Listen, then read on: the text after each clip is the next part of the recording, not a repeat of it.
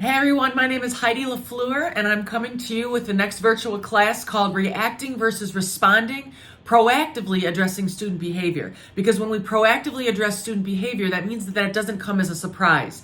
And when we can take care of some behavior and understand more about trauma and what behavior is all communication. So when we can understand that and change our perspective that kids are having a hard time, not giving us a hard time, what that does is that allows more curriculum to stick.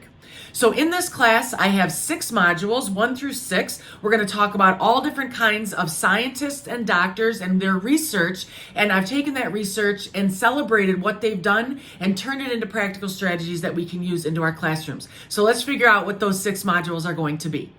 Module 1, Reacting versus Responding. Our objectives are to develop an understanding and be able to articulate the difference between a reaction and a response, identify ways to stay calm and collected as an educator, and learn the importance of self-regulation and how to self-regulate. We're going to celebrate some of the amazing work by Dr. Bruce Perry as we talk about reacting versus responding, and we take a look at his stress, trauma, and brain, insight for educators, regulating yourself and your classroom. We're also going to be reading an article on self-regulation to try to help us understand what it means and why it's important to self-regulate every single time we talk to kids. Module 2 is called Brain Behavior from the Bottom Up. Our objectives are to develop a strong yet simple understanding of brain behavior, to realize the impact of following the rules of brain behavior science, and to use our awe, our actions, our words, and our expressions to help students regulate before all else. We're going to take a look at Dr. Bruce Perry's neurosequential model in education, where he helps us understand that we have to regulate and then relate, and then reason for kids. The first steps to regulating any student are to acknowledge, listen, accept, and act. Module 3 is Learn to Listen, Listen to Learn. The objectives are to discover the difference between listening to respond and listening to validate. Commit to understand that we can't control who comes to us, but our awe, our actions, our words, and expressions can either help them soar or add weight to their shackles. And lastly, practice vocabulary to use empathetic listening in order for the person to be heard. We're going to take a look at Simon Sinek's The Art of Listening as we figure out the first steps to listening, to learn, and learning to listen are to acknowledge, to listen, to accept, and to act.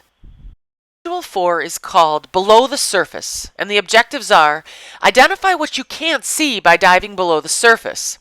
Believe labels are for the back of your shirt, not for people, and strive to first learn why the behavior is happening instead of fixing it. We're going to celebrate the work of Dr. Mona Delahooke as she talks about her developmental iceberg. We're going to take a look at an article called Speaking Productively with Parents and Guardians.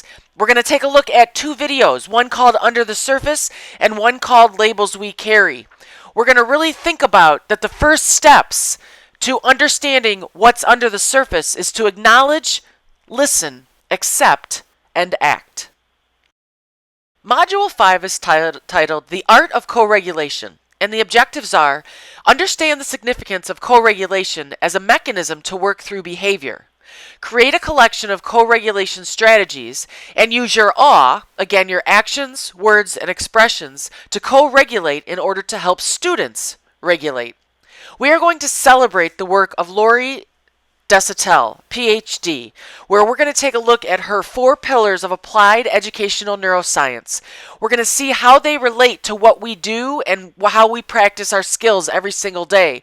We're going to read an article called Co-Regulate to help a child develop self-regulation. And of course, we're going to understand that the first steps to co-regulation is to acknowledge, to listen, to accept, and to act. Our final module, Module 6, is the power of responding through boundaries and feedback. Our objectives are to know that in order to respond, you must first know how to give great feedback. Practice the art of living boundaries so you can respond instead of react. And believe that everyone you meet is trying their best.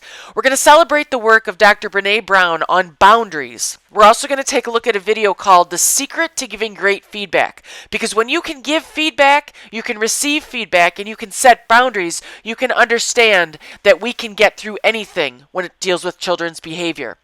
Remember, the first steps to setting boundaries and providing feedback that responds are the same as every single module that we're going to talk about. Acknowledge, listen, accept, and act, and believe that everyone you meet is trying their best. Please let me know what you think about this class. I really hope you enjoy it. Please also visit my website at www.heidylafleur.com, where you can see that I offer keynotes, workshops, coaching, and curriculum. I'm also the author of 3 books, soon to be 4, so please let me know how I can help you on your journey. Thank you again so much for participating in this class.